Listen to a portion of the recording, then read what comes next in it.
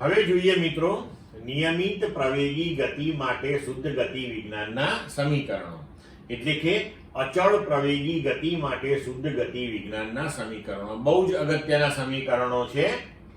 હવે જુઓ, ધારો કે આપણી પાસે વેગ v વિરુદ્ધ સમય t નો જે આલેખ છે એ આકૃતિમાં દર્શાવ્યા પ્રમાણેનો a b છે, જે દર્શાવે છે કે t બરાબર 0 સમયે પ્રારંભિક વેગ v0 છે અને t બરાબર t સમયે અંતિમ વેગ v છે.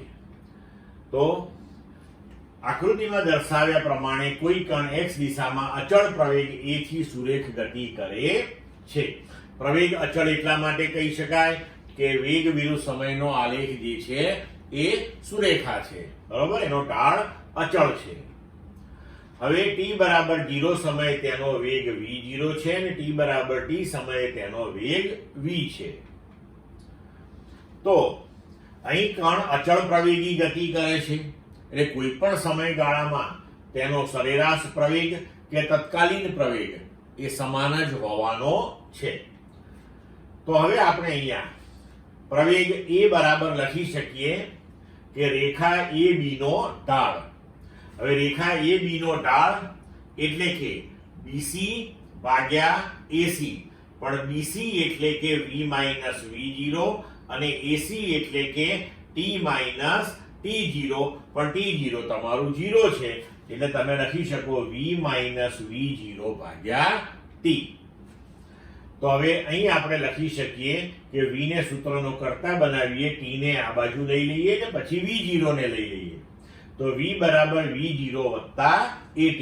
તો આ થયું નિયમિત પ્રવેગી ગતિ માટેનું પહેલું સમીકરણ, બરોબર. હવે આગળ વધીએ.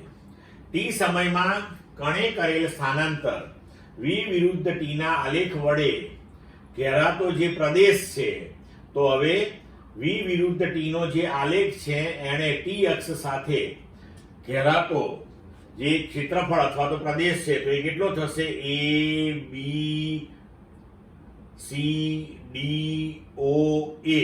આ બધું જે આપણે શેડેડ ભાગ બતાવ્યો છે એ થશે, બરોબર. તો હવે x સ્થાનાંતર બરાબર લંબચોરસ o a c d નું ક્ષેત્રફળ વત્તા ત્રિકોણ AC B નું ક્ષેત્રફળ. હવે આકૃતિ પરથી આપણે લખી શકીએ કે લંબચોરસનું ક્ષેત્રફળ એટલે કે આટલો ભાગ v0 અને આ ભાગ t, તો v0t વત્તા ત્રિકોણનું ક્ષેત્રફળ તો 1/2 પાયો ગુણ્યા ઊંચાઈ, તો કે 1/2 v v0 ઇન્ટુ t. હવે આ જે સમીકરણ આપણને મળ્યું છે એની અંદર આપણે v0t વત્તા હાફ, હવે આ v જે છે એનું મૂલ્ય આપણે સમીકરણ 1 માંથી મૂકી દઈએ, તો કે v0 વત્તા at માઇનસ v0 તો અહીં છે જ ઇન્ટુ t. તો આ v0 કેન્સલ થઈ જશે, તો v0t વત્તા હાફ at ઇન્ટુ t, એટલે પરિણામે આપણને સૂત્ર મળશે x બરાબર v0t વત્તા હાફ at સ્ક્વેર. તો આ થયું નિયમિત પ્રવેગી ગતિ માટેનું બીજું સમીકરણ. હવે આગળ વધીએ મિત્રો. સરેરાશ વેગની વ્યાખ્યા આપણે અચળ પ્રવેગી ગતિ માટે એવી રીતે આપી શકીએ કે અંતિમ વેગ વત્તા પ્રારંભિક વેગ ભાગ્યા 2.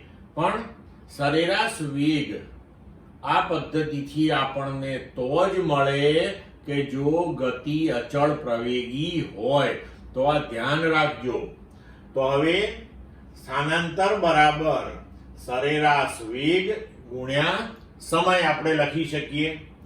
તો હવે આ સમીકરણની અંદર આપણે આગળના સમીકરણ 1 માંથી t નું મૂલ્ય v v0 ભાગ્યા a મૂકી દઈએ, તો v વત્તા v0/2 v ઓછા v0/a.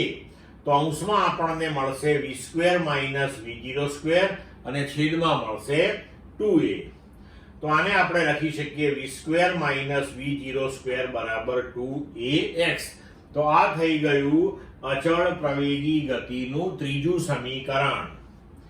હવે જો અહીંયા આગળ આપણે એવું વિચારી લીધું હતું કે કણનું સ્થાન t બરાબર 0 સમયે શૂન્ય છે, પણ ધારો કે t બરાબર 0 સમયે કણનું સ્થાન x0 હોય તો આ બધા સમીકરણો આપણે વ્યાપક રૂપે આવી રીતે લખી શકીએ કે v બરાબર v0 વત્તા at, એમાં તો x છે જ નહીં. અહીંયા x બરાબર x0 વત્તા v0 t વત્તા હાફ at સ્ક્વેર અને v square minus v0 square બરાબર 2a.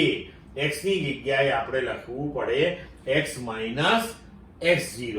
સમજ પડી મિત્રો? હવે